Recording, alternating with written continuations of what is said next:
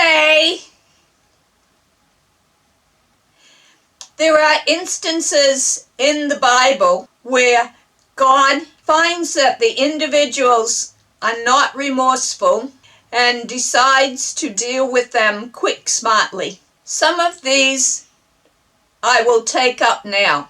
The first punishment that God gave to anyone was given to the beautiful angel Lucifer. He was called the morning star. He wasn't satisfied being an angel. He wanted what Adam had. God had given Adam dominion over the earth. Lucifer wanted this. God cast him down to the earth along with a third of the angels that were his followers. Satan is the enemy of humans. He wants to separate us from God. He is known by many names: Satan, the devil, the father of lies, and the deceiver. In Genesis chapter 3, Satan enters the serpent, and the serpent deceives Eve, and Eve eats the forbidden fruit. Adam eats the forbidden fruit as well. The two are cast out of the Garden of Eden. Eve will have to be in pain giving birth, as will all other women. Adam will have to work very hard to make food come from the ground as their punishments. God isn't finished punishing Lucifer. In Matthew chapter 25, verse 41, how God will cast him along with his fallen angels into an unquenching pool of fire. God shows no mercy to the people living in Sodom and Gomorrah. After Lot, his wife, and 2 daughters leave the city, burning sulfur is poured down on them, destroying the whole city. Lot's wife looks back when she had been warned not to, and is turned into a pillar of salt. The entire Egyptian army in pursuit of the Israelites is drowned in the Red Sea. 2 of Aaron's sons are burned to death. That account can be found in Leviticus chapter 10. Korah challenges Moses and Aaron's leadership, and God wipes him out by swallowing him and his entire family when the earth opens and they fall in. Moses himself is prevented from ever entering the promised land. God does allow him to view this from Mount Nebo.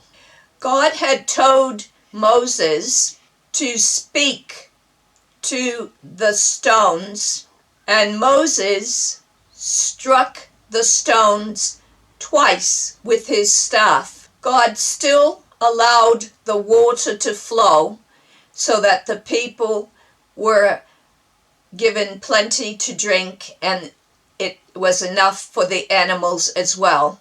But God took Moses and Aaron aside, and he said, "Because you did not trust me enough, you will never enter the promised land." I can see where Moses was coming from.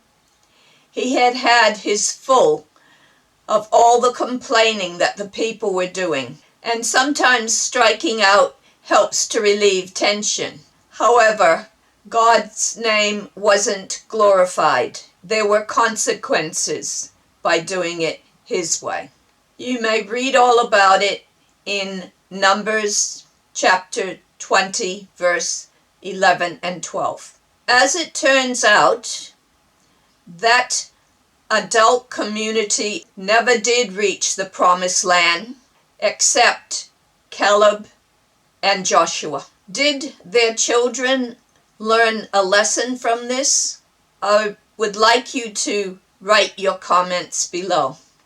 The Israelites had been slaves in Egypt, and they needed rules to live by. Moses brought 2 stone tablets up to Mount Sinai, and God's finger wrote the 10 Commandments that these people were to live by when they reached their promised land. God wants us to fear Him in reverence and worship Him alone. When individuals were trying to undermine God's chosen people, He dealt with them quick smart, as in Korah, who challenged Moses. God told the Israelites that when they entered the promised land, they were to destroy all the inhabitants and bring down their places of worship.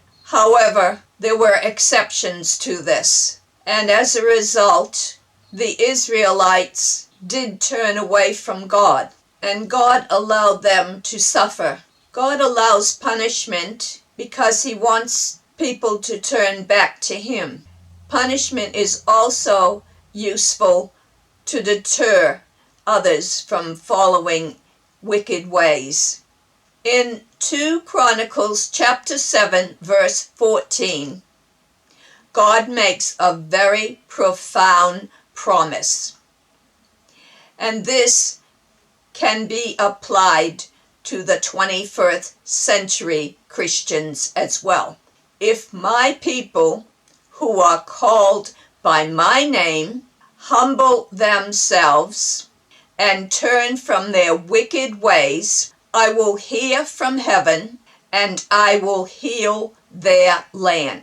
Until we meet again, cheers and have a groovy day.